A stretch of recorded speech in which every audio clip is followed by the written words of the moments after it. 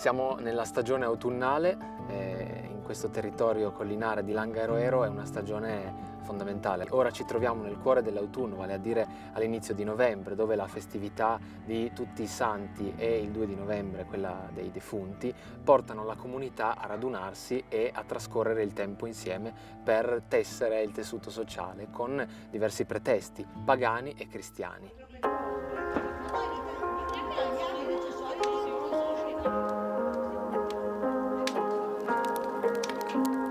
Novembre era il mese in cui si iniziava ad andare a veglia, si andava a casa d'altri, nella casa più grande di una borgata e ci si ritrovava tutti insieme, nelle stalle, nelle case, ma anche nei cortili quando faceva bello.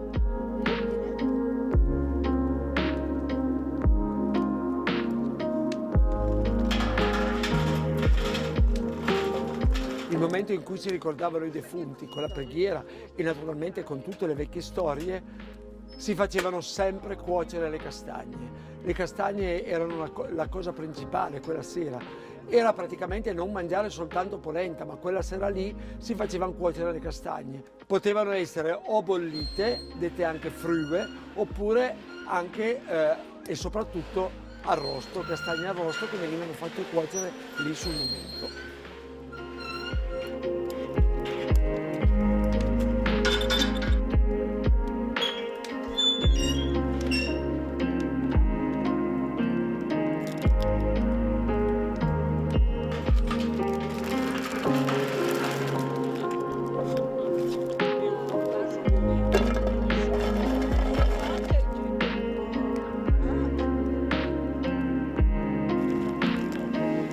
Anne, queste castagne, devi imparare.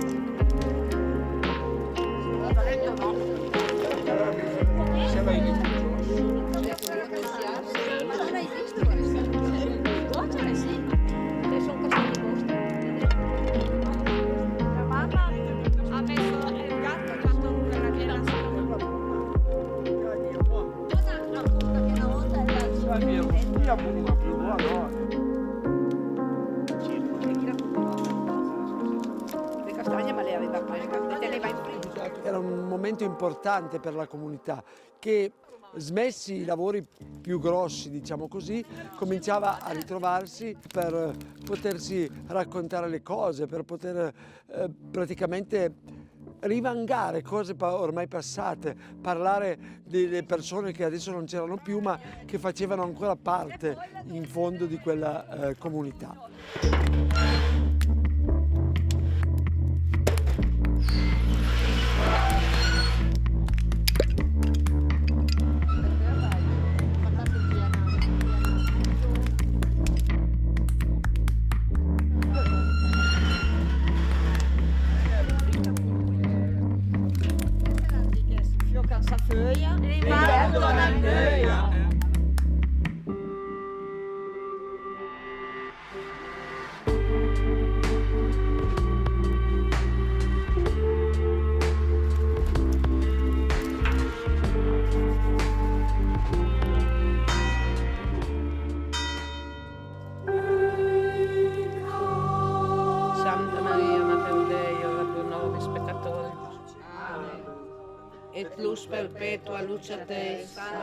La saggezza popolare veniva così tramandata oralmente, attraverso narrazioni e proverbi popolari, come per esempio quelli riguardanti i santi del calendario cristiano, la loro relazione con gli eventi atmosferici e le conseguenze sull'attività rurale.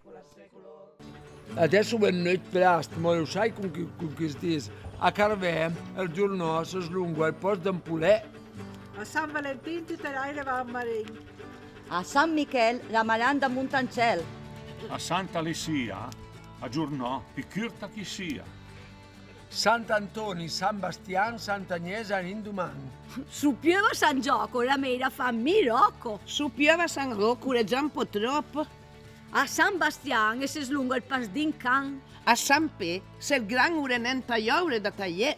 Sant'Antoni di Batù, Antruelo che por due. Sant'Antoni, San Bastian, Sant'Agnese in Duman, mine disgrazia lontan.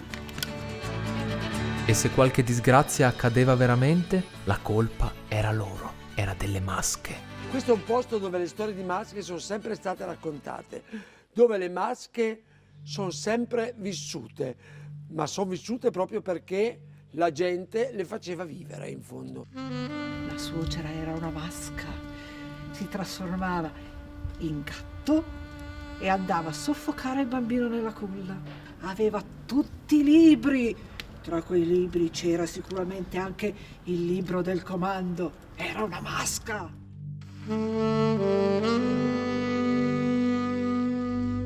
Si diceva che facessero la fisica.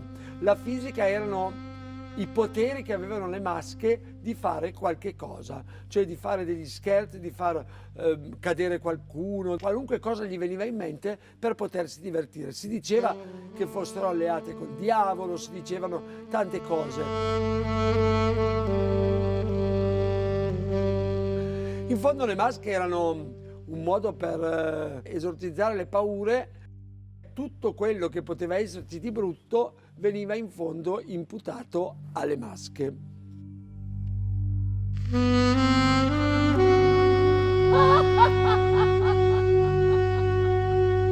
L'ambiente del cimitero non è solo legato alla festività religiosa di Ognissanti, anche la letteratura gli ha sempre prestato particolare attenzione. Uno dei nostri cari autori del territorio, Beppe Fenoglio, parla di autunno molto spesso, parla anche dell'ambiente del Camposanto, no? Perché l'incipit della Malora ci dice: pioveva su tutte le langhe, la sua San Benedetto mio padre si pigliava la sua prima acqua sottoterra. In un altro racconto ci dice: quando a scuola ci avvicinavamo a parole come atavismo e ancestrale, il mio cuore e la mia mente volavano invariabilmente sui cimiteri dell'Alta Langa.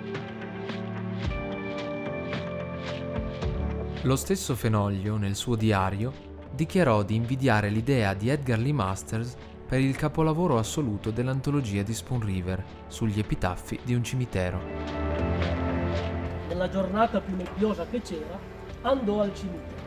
Entrò, si diresse verso l'ultima tomba e piano piano piantò un paletto.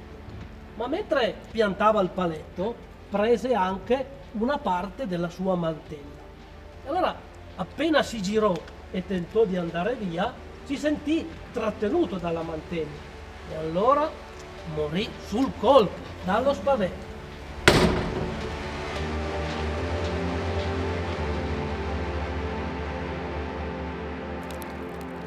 Puciu castagne dusse capun risti deme da baive che nduma del mi.